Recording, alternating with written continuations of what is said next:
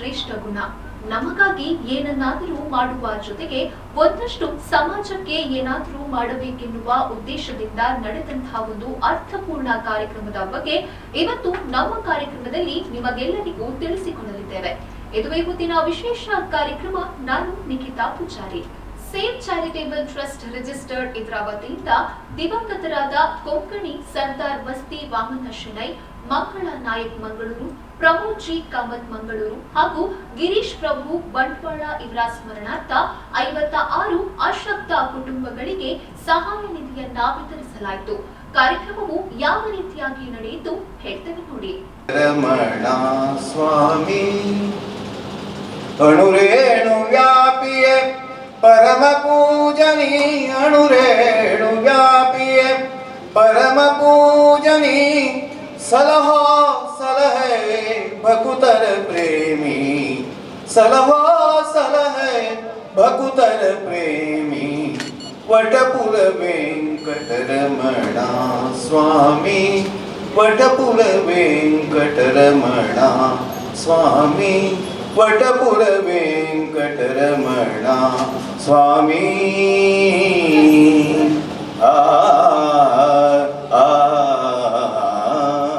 JSP ಹಳೆ ವಿದ್ಯಾರ್ಥಿ ಸಂಘ ಬಂಟ್ವಾಳ ಹಾಗೂ ಜೆಎಸ್ಪಿ ಸೇವಾ ಸಂಘ ಬಂಟ್ವಾಳ ಹಾಗೂ ಜೆಎಸ್ಪಿ ಸಮಾಜ ಸೇವಾ ಸಂಘ ಈ ಸಂಸ್ಥೆಗಳ ಸಹಯೋಗದಲ್ಲಿ ನಡೆಯಲಿರುವ ಈ ಸಭಾ ಕಾರ್ಯಕ್ರಮಕ್ಕೆ ಆಗಮಿಸಿದ ತಮ್ಮೆಲ್ಲರನ್ನು ಹಾರ್ದಿಕವಾಗಿ ಸ್ವಾಗತಿಸುತ್ತಿದ್ದಾರೆ. ಶ್ರೀ BH ಗಿರೀಶ್ ಪೈ ಸಮಾರಂಭದ ಅಧ್ಯಕ್ಷತೆಯನ್ನು ವಹಿಸಿಕೊಂಡಂಥ ವಿಶ್ವ ಕೊಂಕಣಿ ಕೇಂದ್ರದ ಅಧ್ಯಕ್ಷರಾದ CA ನಂದಗೋಪಾಲ್ ಶೆಣೈ ಇವರಿಗೆ ನಾನು ನಿಮ್ಮೆಲ್ಲರ ಪರವಾಗಿ ಆತ್ಮೀಯವಾಗಿ ಸ್ವಾಗತ. ಬಡವರ ಕಷ್ಟಕ್ಕೆ ಸ್ಪಂದಿಸಿ ಕೊಡುಗೆ ಧಾನ್ಯದ ಶ್ರೀ ಸೇಸಪ್ ಕೋಟೆ ಶುಭ ಬೇಡಿ ಮಾಲಕರು ಇವರನ್ನು ನಿಮ್ಮೆಲ್ಲರ ಪರವಾಗಿ ಆತ್ಮೀಯವಾಗಿ ಸ್ವಾಗತಿಸುತ್ತೇನೆ.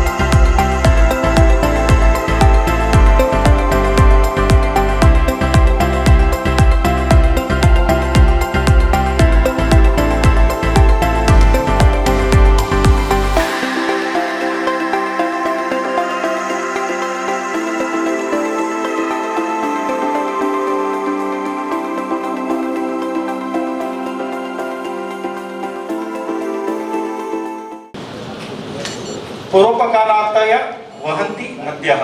ನದಿಗಳು ತಮಗೋಸ್ಕರ ಹರಿಯುವುದಿಲ್ಲ, ನಮ್ಗೆ ಗೊತ್ತಿರಬಹುದು, ಬೇರೆಯವರಿಗೋಸ್ಕರ. ಪರೋಪಕಾರಾರ್ಥಯ ವಹಂತಿ ಗಾವ ಅಂದರೆ ಈ ಹಸುಗಳು ಯಾಕೆ ಹಾಲು ಕೊಡ್ತೇನೆ, ಹಸುಗಳು ಹಾಲು ಕುಡಿದು ನೀವು ನೋಡಲಿಲ್ಲ, ಕುಡಿಯೋದು ಬಾಕಿ ಎಲ್ಲದು. ಅದೇ ರೀತಿ ಪರೋಪಕಾರಾರ್ಥಂ ಇದಂ ಶರೀರಂ, ನನ್ನ ಈ ಇಡೀ ದೇಹ ಪರೋಪಕಾರಾರ್ಥ ಹೆಂತು ದುಡಿಯುವ ಸೇವಾಲಯ ಚಾರಿಟೇಬಲ್ ಟ್ರಸ್ಟ್ ಮತ್ತು ಅದರೊಟ್ಟಿಗೆ ಎಲ್ಲ ಸಂಯೋಜಿತ ಸಂಘ ಸಂಸ್ಥೆಗಳಿಗೆ ಮುಖ್ಯವಾಗಿ ನನ್ನ ವೈಯಕ್ತಿಕ ನೆಲೆಯಲ್ಲಿ ತುಂಬು ಹೃದಯದ ಅಭಿನಂದನೆಗಳು, ಅಭಿವಂದನೆಗಳು ಮತ್ತು ಸ್ವಾಗತ.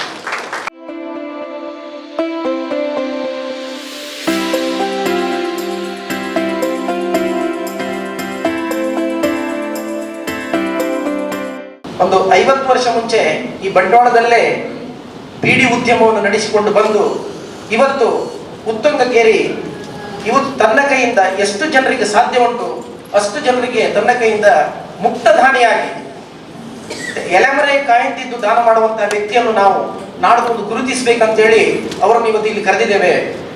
ಆವಾಗ ಅವರ ಹತ್ರ ಕೇಳುವಾಗ ಅವರೊಂದು ಮಾತು ಹೇಳಿದ್ರು, ಯಾನು ಓ ಸನ್ಮಾನಗಳ ಬರ್ಪುಜಿ, ಯಾನು ಕೆಲಸ ಮಾಡ್ಬೋದ ಮಾತ್ರ ಪಾತ್ರನ ಕಮ್ಮಿ ಅಂಚಾಯಿ ನೆಟ್ಟಾವರೆ ಎಂಕ್ ಒಂಜಿ ನಮಸ್ಕಾರ ಕೊರ್ಲೆ, ಯಾಕೆ ಅವು ಯಾರು ನನಗೆ ನಮಸ್ಕಾರ ಕೊಡ್ಲಿ ಕೊರ್ಪೆ ಅಂತ ಹೇಳಿ ನೋಡಿ.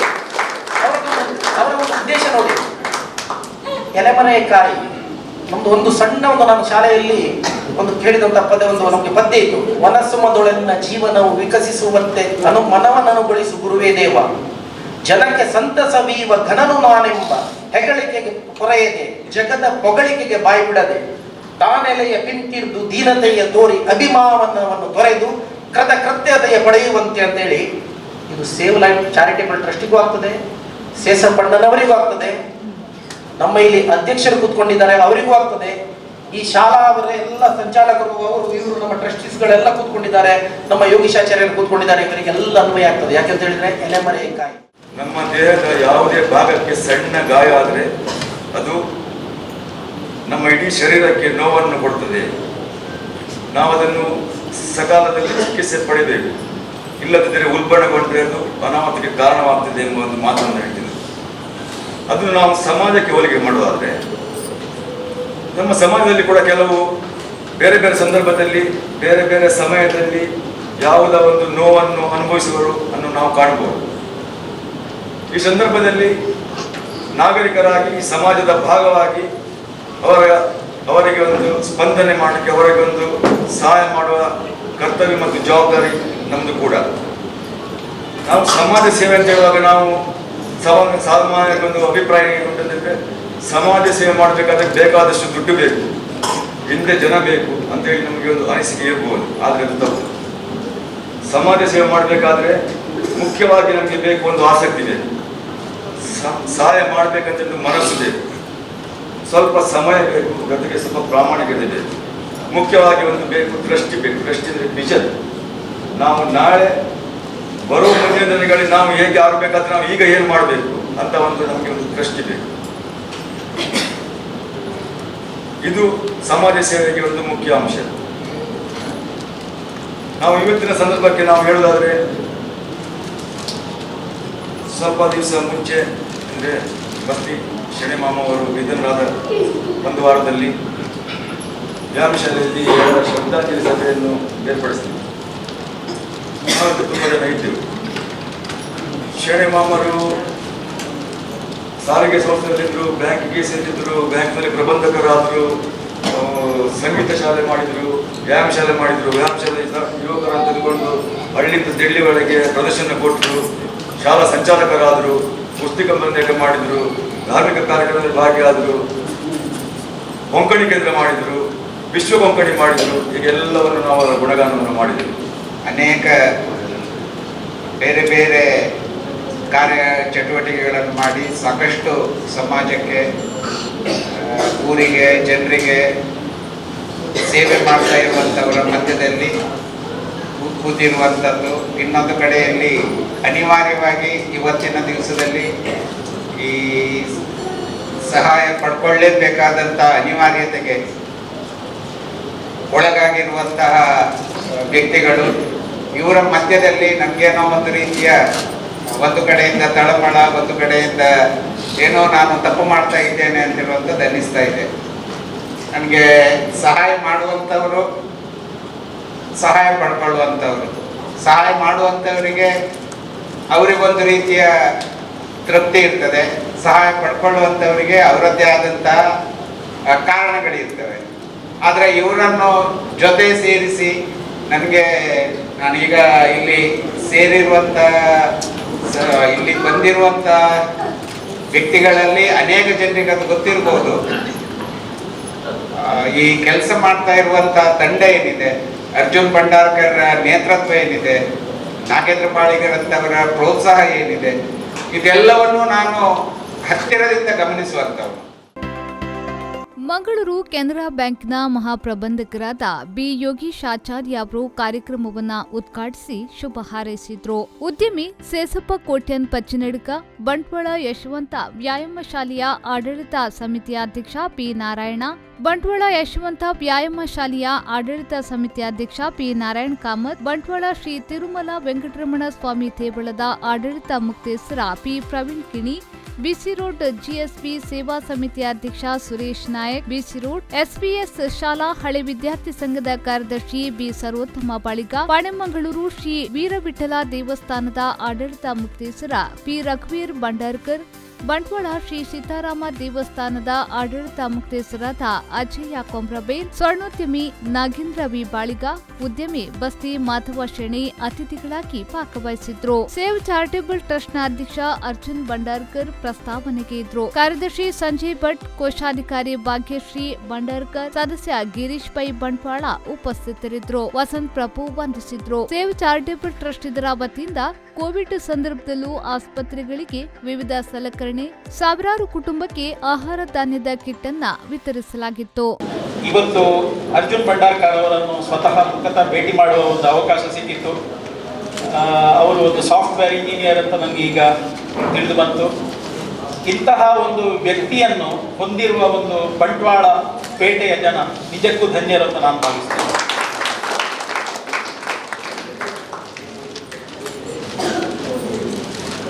ಆಗಸ್ಟ್ 15ರಂದು ಅಮೃತೋತ್ಸವದ ಆರಂಭದ ಸಂದರ್ಭದಲ್ಲಿ ನಮ್ಮ ಪ್ರಧಾನಿಗಳು ಹೇಳಿದ ಒಂದು ಮಾತು ನನ್ನನ್ನು ತೀವ್ರವಾಗಿ ಕಲಕಿತು. ಕೋವಿಡ್ ಸಮಯದಲ್ಲಿ 130 ಕೋಟಿ ಜನಸಂಖ್ಯೆಯಲ್ಲಿ 80 ಕೋಟಿಗೂ ಅಧಿಕ ಜನರಿಗೆ ಉಚಿತ ದವಸ ಧಾನ್ಯ ನೀಡಿದ್ದಾರೆ ಅಂತ ಹೇಳಿ ಒಂದು ಅವರು ಸಂತೋಷದಿಂದ ಹೇಳಿದ್ರು, ವಿಷಾದದಿಂದ ಹೇಳಿದ್ರು, ನನಗೆ ಗೊತ್ತಾಗಲಿಲ್ಲ. ಆದರೆ ಇದೊಂದು ಆಲೋಚನೆ ಮಾಡಬೇಕಾದ ವಿಷಯ ಯಾಕಂತ ಹೇಳಿದರೆ 75 ವರ್ಷ ಸ್ವಾತಂತ್ರ್ಯ ಬಂದು 75ನೇ ವರ್ಷದಲ್ಲಿ ದೇಶದ 67% ಜನ ಉಚಿತ ದವಸ ಧಾನ್ಯ ಪಡೆಯುವಂತೆ ಹೇಗೆ ಆಯಿತು ಎಂಬ ಬಗ್ಗೆ ನಾವು ಭಾರತೀಯರು ಚಿಂತನೆ ಮಾಡಿದರೆ ಬಹುಶಃ ಇಂದಿನ ನಮ್ಮ ಈ ಪರಿಸ್ಥಿತಿಯನ್ನು ನಾವು ಸುಧಾರಿಸಿಕೊಂಡು ಹೋಗಬಹುದು. ಈ ಬಗ್ಗೆ ಒಂದು ಚಿಂತನೆ ನಡೆಯಬೇಕಾದ ಅಗತ್ಯ ಇದೆ ಅಂತ ನನಗೆ ಕಂಡು ಬಂತು. ಯಾಕಂದ್ರೆ ಇದೊಂದು ಆಲೋಚನೆ ಮಾಡಬೇಕಾದ ವಿಷಯ. ಸರ್ಕಾರಗಳು ಪ್ರತಿ ಬಾರಿಯೂ ಲಕ್ಷಾಂತರ ಕೋಟಿ ರೂಪಾಯಿಗಳನ್ನು ವಿನಿಯೋಗಿಸ್ತಿವೆ, ಆದರೆ ಯಾವುದೇ ಸುಧಾರಣೆ ದೊಡ್ಡ ಮಟ್ಟಿಗೆ ಕಾಣ್ತಾ ಇಲ್ಲ. ಪ್ರತಿ ವರ್ಷ ಈ ಒಂದು ಬಡತನ ನಿರ್ಮೂಲನೆಗೆ ಖರ್ಚು ಮಾಡುವಂತ ಪ್ರತಿ ವರ್ಷ ಜಾಸ್ತಿ ಆಗ್ತಾ ಇದೆ. ಈ ಬಗ್ಗೆ ಏನು ಎಂಬ ಒಂದು ಚಿಂತನೆ ನಾವು ಮಾಡುವ ಕಾಲ ಬಂದಿದೆ. ಒಂದು ಚಿಕ್ಕ ಉದಾಹರಣೆ, ನಮ್ಮ ಮನಸ್ಥಿತಿ ನಮ್ಮನ್ನು ಹೇಗೆ ಮುಂದಕ್ಕೆ ಕೊಂಡೊಯ್ಯುತ್ತದೆ ಎಂಬುದು ಹೇಳಿದರೆ ಒಂದು ಸಣ್ಣ ಉದಾಹರಣೆ. ಒಂದು ಸ್ವಲ್ಪ ಮೀನಿನ ಮರಿಗಳನ್ನು, ಒಂದು ಜಾತಿಯ ಮೀನಿನ ಮರಿಗಳನ್ನು ಒಂದು ಸಣ್ಣ ಒಂದು ಪಾತ್ರೆಯಲ್ಲಿ ಹಾಕಿ ಬೆಳೆಸಲಿಕ್ಕೆ ಹಾಕಿ, ಅದೇ ಮೀನಿನ ಮರಿಗಳನ್ನು ಎಕ್ವೇರಿಯಂ ಅಲ್ಲಿ ಹಾಕಿ, ಉಳಿದದನ್ನು ಜಲಾಶಯದಲ್ಲಿ ಹಾಕಿ. 1 ವರ್ಷ ಬಿಟ್ಟು ನೋಡುವಾಗ ಸಣ್ಣ ಪಾತ್ರೆಯಲ್ಲಿ ಇದ್ದದ್ದು ಆ ಪಾತ್ರೆ ಎಷ್ಟುಂಟು ಅಷ್ಟರಲ್ಲೇ ಅದು ಸಣ್ಣ ಅಷ್ಟೇ ಬೆಳೆದಿದೆ. ಎಕ್ವೇರಿಯಂ ಅಲ್ಲಿ ಇದ್ದದ್ದು ಸ್ವಲ್ಪ ದೊಡ್ಡದಾಗಿದೆ, ಜಲಾಶಯದಲ್ಲಿದ್ದದ್ದು ಇಷ್ಟಿಷ್ಟು ದೊಡ್ಡದಾಗಿದೆ. ಏನಂತ ಹೇಳಿದ್ರೆ, ನಾವು ಹೇಗೆ ಉಚಿತ ದವಸ ಧಾನ್ಯ ಪಡೆಯುವಂತೆ ಹೇಗೆ ಆಯಿತು ಎಂಬ ಬಗ್ಗೆ ನಾವು ಭಾರತೀಯರು ಚಿಂತನೆ ಮಾಡಿದರೆ ಬಹುಶಃ ಇಂದಿನ ನಮ್ಮ ಈ ಪರಿಸ್ಥಿತಿಯನ್ನು ನಾವು ಸುಧಾರಿಸಿಕೊಂಡು ಹೋಗಬಹುದು. ಈ ಬಗ್ಗೆ ಒಂದು ಚಿಂತನೆ ನಡೆಯಬೇಕಾದ ಅಗತ್ಯ ಇದೆ ಅಂತ ನನಗೆ ಕಂಡು ಬಂತು. ಯಾಕಂದ್ರೆ ಇದೊಂದು ಆಲೋಚನೆ ಮಾಡಬೇಕಾದ ವಿಷಯ. ಸರ್ಕಾರಗಳು ಪ್ರತಿ ಬಾರಿಯೂ ಲಕ್ಷಾಂತರ ಕೋಟಿ ರೂಪಾಯಿಗಳನ್ನು ವಿನಿಯೋಗಿಸ್ತಿವೆ, ಆದರೆ ಯಾವುದೇ ಸುಧಾರಣೆ ದೊಡ್ಡ ಮಟ್ಟಿಗೆ ಕಾಣ್ತಾ ಇಲ್ಲ.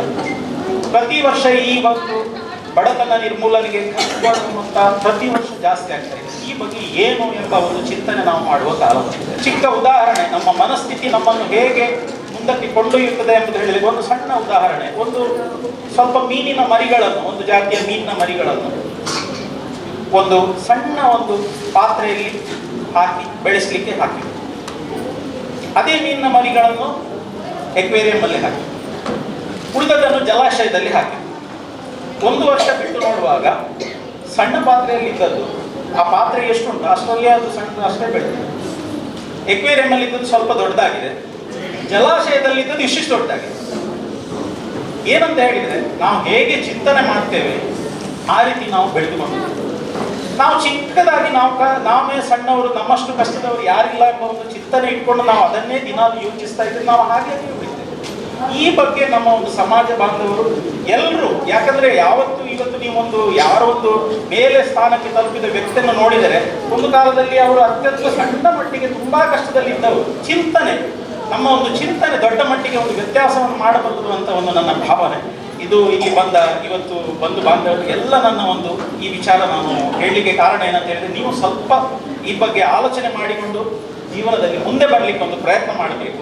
ಕೇವಲ ನಾನು ಕಷ್ಟದಲ್ಲಿದ್ದೇನೆ ಅಂತ ಚಿಂತಿಸ್ತಾ ಕೂತ್ಕೊಳ್ಬಾರ್ದು, ಇದನ್ನು ಮುಂದೆ ಬರ್ಲಿಕ್ಕೆ. ಯಾಕಂದ್ರೆ ಈ ಸಹಾಯ ಕೊಡುದು ಯಾಕಂದ್ರೆ ನೀವು ಜೀವನದಲ್ಲಿ ಮುಂದೆ ಬರ್ಬೇಕಂತ, ನೀವು ಅಲ್ಲೇ ಇರ್ಬೇಕಂತ ಅಲ್ಲ. ಈ ಬಗ್ಗೆ ಒಂದು ತಿಳುವಳಿಕೆ. ಮತ್ತೆ ಇವತ್ತು ತುಂಬಾ ಸಂಘ ಸಂಸ್ಥೆಯವರು ಬಂದಿದ್ದಾರೆ. ನಾನು ಅವರನ್ನು ಉದ್ದೇಶಿಸಿ ಮಾತಾಡದಿದ್ದರೆ ತಪ್ಪಾಗ್ತದೆ. ಯಾಕಂತ ಹೇಳಿದ್ರೆ, ನನ್ನ ಒಂದು ಸೀಮಿತ ಒಂದು 10 ವರ್ಷಗಳ ಅವಧಿಯಲ್ಲಿ ನಾನೊಂದು ಯಾಕಂದ್ರೆ ಇದು ಹೇಳಲಿಕ್ಕೆ ಈ ಒಂದು ಸಕಾಲ, ಯಾಕಂದ್ರೆ ಎಲ್ಲರೂ ಇದ್ದಾರೆ.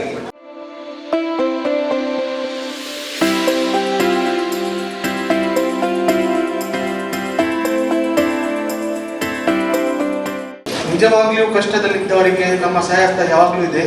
ಮತ್ತು ಸುಳ್ಳು ಹೇಳಿದವರಿಗೆ, ಇಲ್ಲಂದರೆ ಆಲ್ರೆಡಿ ಹೆಲ್ತ್ ತಗೊಂಡು ಇನ್ನೂ ಅಪೇಕ್ಷೆ ಪಟ್ಟವರಿಗೆ ನಮ್ಮಿಂದ 1 ರೂಪಾಯಿ ಸಿಗುವುದಿಲ್ಲ. ಯಾರಿಗೆ ಫೀಸ್ ಕೊಡ್ಲಿಕ್ಕೆ ಆಗುವುದಿಲ್ಲ, ಅವರು ಅಲ್ಲಿಂದ ಡ್ರಾಪ್ ಔಟ್ ಆಗುವ ಹಂತದಲ್ಲಿರ್ತಾರೆ, ಅವ್ರಿಗೆ ಎಂಟೈರ್ ಫೀಸ್ ನಾವು ಕಟ್ತೇವೆ. ಮನೆ ಕಟ್ಟೋದು ಕೂಡ ಹಾಗೇನೆ. ನಾವು ಅದು ಎಷ್ಟು ಆಗ್ತದೆ ಅಂತ ನಮ್ಮ ಇಂಜಿನಿಯರ್ ಕೂಡ ಒಂದು ಬಜೆಟ್ ಫಿಕ್ಸ್ ಮಾಡ್ತಾರೆ. ಅದು ಅವ್ರು ಹೇಳ್ತಾರೆ ಫ್ಯಾಮಿಲಿಯವರು 3-4 ಲಕ್ಷ ಆಗ್ತದೆ ಅಂತೇಳಿ. ಹಾಗೆ ಸ್ಲ್ಯಾಬ್ ಕಟ್ಟೋದು ಅದನ್ನು ನಮ್ಮ ಪ್ರಯಾರಿಟಿ ಅಲ್ಲ. ಮನೆ ಕಟ್ಟಬೇಕಾದ್ರೆ ಅವರಿಗೆ ಏನು ಬೇಕು, ಬೇಸಿಕ್ ಮನೆ ಇದ್ದರೆ ಸಾಕು. ಅದು ಹಂಚಿನಲ್ಲೂ ಕೂಡ ಮಾಡಲಿಕ್ಕೆ ಆಗ್ತದೆ, ಸ್ಲ್ಯಾಬ್ ಮಾಡಲೇಬೇಕಂತಿಲ್ಲ. ಯಾಕಂದರೆ ಕಾಸ್ಟಿಂಗ್ ವೈಸ್ ತುಂಬ ಡಿಫ್ರೆನ್ಸ್ ಬರ್ತದೆ. ನಾವು ದುಡ್ದಂತಹ ಟ್ಯಾಕ್ಸ್ ಕಟ್ಟಿದ ಹಣವನ್ನು ವೇಸ್ಟ್ ಆಗಬಾರ್ದು ಅಂತೇಳಿ ಒಂದು ಮಾತು ಉಂಟು, ಅದು ಕರೆಕ್ಟ್. ಮುಂಚೆ ನಾನು ಅಂಗಡಿಯಲ್ಲಿ ಕೂತ್ಕೊಳ್ಳುವಾಗ ಪುರ್ಸೊತ್ತಿರಲಿಲ್ಲ, ಫುಲ್ ಕಸ್ಟಮರ್ ಎಲ್ಲ ಬರ್ತಿದ್ರು. ಯಾರಾದರೂ ಬಂದು ನಡುವಿನಲ್ಲಿ ಕೇಳುವಾಗ ಅವರು ಸಿಕ್ಕೊಳ್ಳುವಾಗ ಕೂಡಲೇ ಅಲ್ಲಿಂದ ತೆಗೆದು ಹಣ ಕೊಡ್ತಾ ಹೋಗೋದು. ಮುಂಚೆ ತುಂಬ ಇತ್ತು ಅದನ್ನು. ಅದು ಅರ್ಹರಿಗೂ ತಲುಪಬಹುದು, ಅನರ್ಹರಿಗೂ ತಲುಪಬಹುದು. ಎಷ್ಟೋ ಜನ ಹಣ ತೆಗೆದುಕೊಂಡು ಹೋಗಿ ಟೈಟ್ ಆಗಿ ಪುನಃ ನನ್ನ ಅಂಗಡಿ ಅಂತ ಒಂದು ಗಲಾಟೆ ಮಾಡಿದ್ದಾರೆ. ಅಂತ ಪರಿಸ್ಥಿತಿ ಕೂಡ ಬಂದಿದೆ. ಹಾಗಾದ್ರೆ ಅದು ಅಪಾತ್ರದಾನ ಆಯಿತು. ಹಾಗಾದ್ರೆ ಏನು ಮಾಡೋದು? ಸ್ವಲ್ಪ ಸಮಯದ ನನ್ನ ಒಂದು ಕ್ಲೋಸ್ ಫ್ರೆಂಡ್ ಇದ್ರು, ಬಾವಿ ಸುಧಾಕರ್ ಶೆಣಿ ಅಂತೇಳಿ. ನಾನು ಅಂಗಡಿಯಿಂದ ಬಂದ ತಕ್ಷಣ ನನಗೆ ಪುರ್ಸೋದಿರುವುದಿಲ್ಲ ಅಲ್ಲಿ. ಕೂಡಲೇ ಅವರನ್ನು ಅಲ್ಲಿ ಹೋಗಿ ನೀವು ಅವ್ರ ಹತ್ರ ಮಾತನಾಡಿ ಅವ್ರು ರೆಕಮೆಂಡ್ ಮಾಡಿದ್ರೆ ಕೊಡ್ತೇನೆ ಅಂತೇಳಿ ಅಲ್ಲಿ ಕಳಿಸುವಾಗ ಅವರವರನ್ನು ಕೂತ್ಕೊಳ್ಳಿಸಿ ಎಲ್ಲ ತಿಳಿದು ನನಗೆ ಫೋನ್ ಮಾಡೋದು, ಈ ಜನಕ್ಕೆ ಕೊಡಬಹುದು ಅಂತೇಳಿ. ನನ್ನ ಕೆಲಸ ಕಮ್ಮಿ ಆಯಿತು. ಹಾಗಾದ್ರೆ ಅದು ಹಾಗೆ ನಡೀತಾ ಬರ್ತಿತ್ತು. ಇವಾಗ ಏನಾಯಿತು, ಸೇವ್ ಲೈಫ್ ಚಾರಿಟೇಬಲ್ ಟ್ರಸ್ಟ್ ಉಂಟು.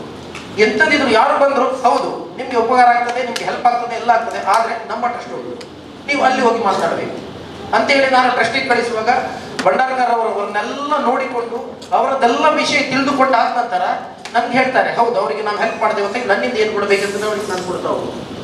ಯಾಕೆ ನನ್ನ ಹಣ ಸದ್ವಿನಿಯೋಗ ಆಯಿತು, ಒಳ್ಳೆ ಕೆಲಸಕ್ಕೆ ಹೋಯ್ತು. ನನ್ನ ಉದ್ದೇಶ ಎಂಥದ್ದು, ನಮ್ಮೆಲ್ಲರ ಉದ್ದೇಶ ಎಂಥದ್ದು, ಒಳ್ಳೆ ಕಡೆ ತಲುಪಬೇಕಂದ್ರೆ, ಒಳ್ಳೆಯವರಿಗೆ ತಲುಪಬೇಕು, ಅರ್ಹೀಯ ವ್ಯಕ್ತಿಗೆ ತಲುಪಬೇಕಂತೇಳಿ. ಆದ್ರಿಂದ ನನ್ನೊಂದು ರಿಕ್ವೆಸ್ಟ್ ಏನಂತ ಹೇಳಿದ್ರೆ, ಯಾರು ನಮ್ಮ ಶನಿಯವರು ಹೇಳಿದಾಗೆ ಒಂದು ಅಂಬ್ರೆಲ್ಲಾ ಟೀಮ್ ಇರಬೇಕು, ಒಂದು ಕೊಡೆಯೊಳಗಿದ್ದಂತಹ ಟೀಮ್ ಇರಬೇಕು, ಒಬ್ಬರೊಬ್ಬರಿಗೆ ಟಚ್ ಇರಬೇಕು.